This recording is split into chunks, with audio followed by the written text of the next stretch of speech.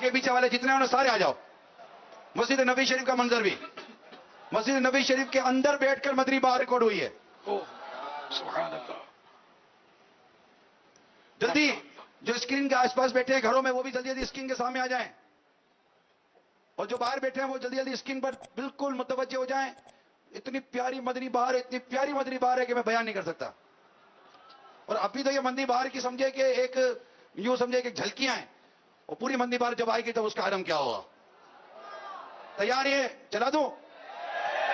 सल्लु अलल हबीब, सल्लु अलल हबीब, सल्लु अलल हबीब। आइए देखते हैं मदनी बहार मस्जिद नबी शरीफ में रिकॉर्ड हुई है, बिल्कुल ताजा ताजा मदनी बहार। देखिए इस्लामी भाई, इस वक्त मस्जिद नबी शरीफ में हूँ। 29 रमज़ान है, इफ्तार का वक्त है, मगर एक अजीब वाक़या पेश आया है हमारे पास। अभी एक सूडानी आए हैं माशाल्लाह। अस्सलाम वालेकुम। अबू उबैदा है हमारे साथ, और ये मुझे तलाश करते करते यहाँ पहुँचे हैं। और बड़ी अजीब बात, मैंने जब इनसे पूछा कि आपने सब्ज़ इमामा कैसे पहना है, तो ये बताते हैं कि मुझे 2 साल पहले मौलूद का महीना था और यहाँ पर एक शेख मिले थे सब्ज़ इमामे वाले, और उनकी बातें बड़ी अजीब थी। उनको मैं जहाँ देखता था मुझे वही मस्जिद नबी शरीफ में नजर आते थे। कई मकामात पर मुझे मिले, उन्होंने अपने हाथों से मुझे सब्ज़ इमामा बांधा है जब से मैंने ये इमामा पहना है, और उनकी बातें बड़ी रूहानियत वाली थी, वो बहुत आंसू बहाते थे। फिर मैंने इनको अमीर अहले सुन्नत की पिक्चर दिखाई तो इन्होंने कहा कि हाँ ये वही शेख थे, ये वही शख्सियत थे, इन्हीं से उनका चेहरा था। अब इनकी ज़बानी भी कुछ इनसे एक सुन लेते हैं। बाकी मेरी नीयत है कि इंशाल्लाह इनसे अलग से मुलाकात करके इनका पूरा ये जो इंटरव्यू है, जो पूरा वाक़या है, वो इंशाल्लाह हम रिकॉर्ड करेंगे इंशाल्लाह। हुआ नफर अंत मुलाकात الحرم وآتي إمامه تكلم شوية. فريق قادري في السودان. هو النفر أنت ملاقات الحرم؟ النفر ملاقات في الحرم قبل يمكن سنتين في مولد النبي. میلاد کا مہینہ تھا 2 سال پہلے ان کی ملاقات. وہ آتی امام الاخضر هذه كلام العجيب. ايوه نعم. وهذه يعني ربنا هذا كرم من الله عز وجل هذه ملاقات. وذهبت الى السودان والحمد لله يعني جعل ربنا فيها خير كثير. کہہ رہے مجھے بہت خیر ملی ہے جب سے میں پھر امامہ باندھنا شروع کر دیا ہے. میرے لیے سودان سے مشائخ کی یہ تصویری تحفے میں لائے ہیں. کیا بات ہے امیر اہل سنت کی وہ کرامتیں اب کہاں کہاں ظاہر ہو رہی ہیں. آپ امیر اہل سنت کو کئی سالوں سے ظاہری طور پر تو تشریف نہیں لائے ہیں, مگر یہ عربی آ کر ہمیں بتا رہے ہیں کہ ہماری ان سے حرم شریف میں ملاقات ہوئی, انہوں نے امامہ دیا اور آج میرے سر پر امامہ ہے. اللہ کریم ہمارے امیر اہل سنت کو سلامت رکھے. اب ہو سکتا ہے کچھ لوگوں کو سمجھ نہ آئے, یہ ان کی سمجھ کا قصور ہے. ہم تو یہاں بیٹھے تھے, یہ خود ملنے آئے تلاش کر کے, اور انہوں نے ساری باتیں بتائی ہیں. اللہ تبارک و تعالیٰ امیر اہل سنت کا سایہ ہمارے سروں کا دیر قائم رکھے. سبحان اللہ. افریقہ ہے زمین, امریکہ یورپ ایشیا, افریقہ ہے زمین. کرتی تجھے سلام ہے, کرتی تجھے سلام ہے, الیاس قادری. کرتی تجھے سلام ہے, الیاس قادری. سایہ ہے تیرے سر پہ. یہ کہتے ہیں بزرگ بہت کام کرتے ہیں, بزرگ اڑ لیندے نے. اے سائبیریا بزرگ اڑ کے جا کے دس سکتے ہیں سر. آلموسٹ آپ سمجھ لیں 8-10 ہزار کلومیٹر کا سفر بغیر ریفیولنگ کے یہ پرندے کرتے ہیں, اور سوتے بھی عوام میں ہیں, نہ کچھ کھاتے ہیں نہ پیتے ہیں, یہاں کے لینڈ کرتے ہیں. یہ تو بوئنگ 747 کو بھی ریفیولنگ کی ضرورت ہوتی ہے. یہ تو کہتے ہیں بزرگ, میں کہنا اللہ تعالیٰ نے جو پرندے بنائے نے انہوں نے برابر نہیں کوئی ہو سکتا. تو بزرگ کہتے ہیں دیکھیں جی وہ موبائل دور سن سکتا ہے, بزرگ کیوں نہیں سن سکتے. ادھر میں جواب دیتا ہے پھر اللہ سے بولتا ہوں ویسے تو ضرورت ہی نہیں ہے بزرگوں کو سن کے دسن. ستے ہو نا بزرگ تے انہوں نے ماں بھن دی گال نہیں کڈنی, ٹھیک ہے, گال نہیں کڈنی, بس ستے ہون خراٹے لینے, انہوں نے کول کوئی گل کر دینی ہے, پھر بعد انہوں پوچھنا سنی جائے. تو اگر نہیں سن رہے تو مرنے تو بعد بھی انہوں نے سننا اس طرح, تو دوروں بھی نہیں سننا, ٹھیک ہے. اور کہتے ہیں دیکھیں جی ایک عام آپ گورے کی بنائی ہوئی چیز, سب یہ وہ کہانی ہے جذباتی.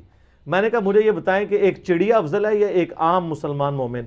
کہتے ہیں مومن مسلمان, تو چڑیا تو اڑ سکتی ہے, تو آپ بزرگ تو اڑے نہیں سکیں گے, آپ کا کوئی مرید ہی اڑ کے بتا دے. ساری کہانی ہے. اچھا یہ ساری چیزیں بعد میں شروع ہوئی ہیں. صحابہ کرام کے بارے میں آپ کو آلموسٹ 0 واقعات ملیں گے, حالانکہ ادھر زیادہ ملنے چاہیے تھے. وہ زیادہ حقدار تھے کہ ان کو آئے دن زیارتیں ہوئی بھی ہوتی, آئے دن وہ واقعات. تو میں اس کو اسی پہ کنکلوڈ کرتا ہوں جو میں ایک اکثر بتاتا ہوں کہ صحیح مسلم میں حدیث ہے. بنو سلمہ نے ارادہ کیا کہ مسجد نبوی کے قریب شفٹ ہو جائیں. نبی الاسلام نے ان کو دیکھا تو آپ فرمایا کیوں؟ ان کا یا رسول اللہ اتنی دور سے چل کے آتے ہیں, جماعت کا مسئلہ ہوتا ہے, تو ہم نے کہا ہم شفٹ ہی ادھر ہو جاتے ہیں. آپ فرمایا جتنے قدم چل کے آتے ہو تمہیں ہر قدم پہ نیکیاں ملتی ہیں. تو انہوں نے مدینہ شریف میں مسجد نبوی قریب شفٹ ہونے کا ارادہ ترک کر کے واپس اپنے گاؤں میں چلے گئے, اتنے قدم چل کے آئیں گے.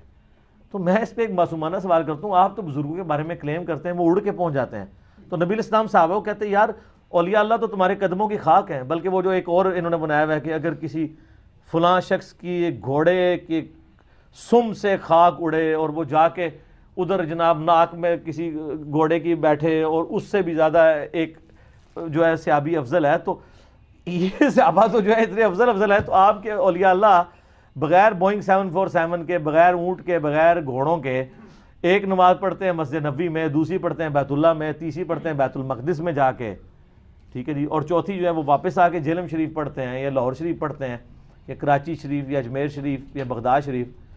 تو صحابہ کرام کو تو دماغ میں نہیں تھا کوئی بندہ اڑ سکتا ہے, تو ورنہ کوئی ایسی بات ہونی چاہیے تھی نا, کیونکہ اس زمانے میں لوگ اڑا نہیں کرتے تھے. یہ ایوولوشن شاید ہو گئی ہے کہ اب لوگ اڑنا شروع ہے. ایوولوشن بھی یہ ہے کہ اگر پہلے اڑتا تھا تو اس کے پر آہستہ آہستہ ختم ہوا ہے.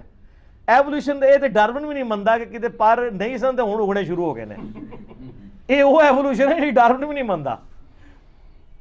ٹھیک ہے, وہ کہتے ہیں پرندے سن تھلے آئے تو اینج ہویا تو یہ جڑی یعنی صوفیاں دی اور مولویاں دی ایوولوشن ہے تو بڑی ڈاڈی ہے.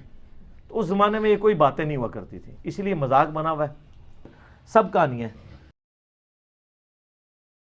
میں کہوں گا تو میرے کالج پڑھنے والے, یونیورسٹی پڑھنے والے سارے وہ کہیں گے دیکھو مولانا صاحب اب دنیا ترقی کر گئی ہے, اتنی باتیں پہلے چل جاتی تھیں اب نہیں چلیں گی, اب لوگوں کو سمجھ آ گئی ہے. اب مسئلہ یہ بن گیا, پہلے سنی دلیل نہیں مانگتا تھا, کہتا ٹھیک ہے, اب سنی بھی کہتا ہو نہیں یہ آپ کیا کہہ رہے ہیں. یہاں ہمارے اندر بھی کمی ہے نا, اللہ کے ولی کے منہ سے جو نکلتا ہے وہ رب کی رضا والا جملہ ہوتا ہے. میری اب طبیعت نہیں مانتی, میں بیک ہونے لگا ہوں, میرا نہیں طبیعت مانتی کہ اپنے لوگوں کو دلیلیں دی جائیں. ہم تو ماننے والے لوگ ہیں, ہمارے لیے تو بزرگوں کا اشارہ بہت کافی ہونا چاہیے. مولانا امجد علی اعظمی صاحب حضرت کے خلیفہ ہیں, وہ کہتے ہیں کہ میں نے تقریر کی, تقریر کے بعد ایک شخص نے مجھ سے حوالہ پوچھا تو میں ساری رات روتا رہا. میں نے کہا یا اللہ, یہ تیرے بندے کیا سمجھتے ہیں کہ ہم جھوٹ بولیں گے ان سے؟ جو میں بات بیان کر رہا ہوں ممبر پہ بیٹھ کے وہ غلط ہو سکتی ہے. فرماتے ایک دفعہ زندگی میں ایسا ہوا تو میں نے رات رو کے گزاری. یہ کیا بات ہوئی؟ عجیب بات ہے کہ ہم جو ممبر میں بیٹھا ہوا ہے, مسلح میں بیٹھا ہوا ہے, اسے تو کم از کم جانبدار جان لیں. تو اپنے اندر سے یہ چیز ختم کریں. سنی تو عقیدت مند ہوتا ہے, اس کی طبیعت, اس کے تو مزاج کے اندر لطافت ہوتی ہے, وہ تو ہلکے سے جملے سے مسکرا کے سارا کچھ مان جایا کرتا ہے. تو یہ جو پراپوگنڈے کا آپ شکار ہو رہے ہیں, اس سے باہر کیا ہو رہی تھی اس پہ عقل اور عقل والی. تو یہ بات تو ٹھیک ہے, سورہ بنی اسرائیل کی آیت نمبر 36 ہے, وَلَا تَقْفُ مَا لَيْسَ لَكَ بِهِ عِلْمٌ إِنَّ السَّمْعَ وَالْبَصَرَ وَالْفُؤَادَ كُلُّ أُولَٰئِكَ كَانَ عَنْهُ مسؤولا.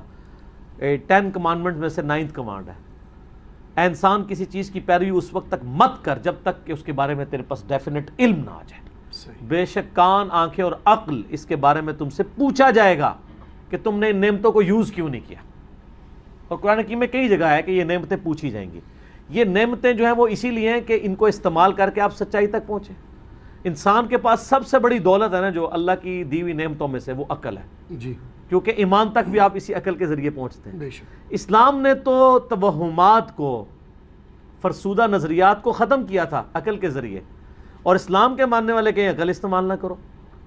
ہاں پارشلی بات درست ہے کہ جہاں اللہ کا حکم آ جائے نا وہاں عقل کو دخل نہیں ہے جی, لیکن جہاں اللہ کا حکم بھی نہیں ہے, بزرگوں کے فرامین ہے, وہاں تو عقل اپنی استعمال کریں گے نا. مثلا میں عقل استعمال کرنے کا آپ کو طریقہ بتاتا ہوں.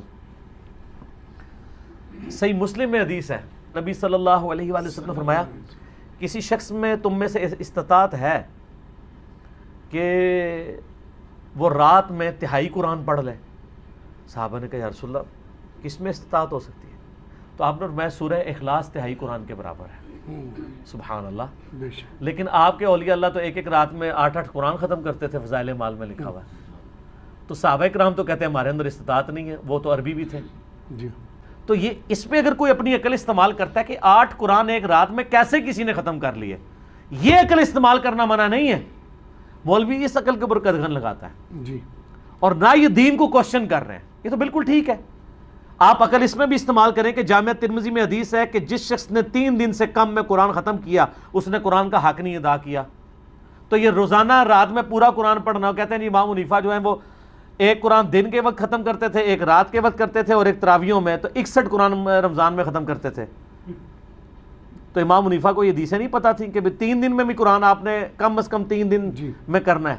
اور یہ ان کو کہہ رہے ہیں جن کو عربی آتی ہے, جن کو عربی نہیں آتی وہ تو 3 دن میں بھی نہ کرے. تو اس طرح کی عقل استعمال لوگ کر رہے ہیں. میں آپ کو بتا رہا ہوں, اگلے دن میں تبلیغ جماعت کی مسجد میں ظہر کی نماز پڑھ رہا تھا, اس کے بعد تعلیم ہوتی فضائل اعمال سے. جب تعلیم ہو رہی تھی تو میں نے بچوں کو پابند کیا ہوا ہے کہ وہ سنا کرو. ظاہر ہے ہم علمی اختلاف اپنی جگہ ہے, لیکن دین کی خدمت جو کر رہے ہیں محبت کرتے ہیں.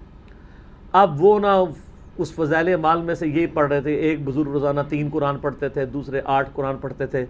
ٹھیک ہے, میرا ایک بچہ ماشاءاللہ اس کی عمر آلموسٹ 10.5 سال ہے, دوسرا 9.5 سال کا ہے. وہ بیٹھے ہوئے سن رہے تھے. ہم تو ٹگے تھے اس عمر میں, اور ہمارے جو بزرگ تھے وہ بھی اسی طرح ہی تھے.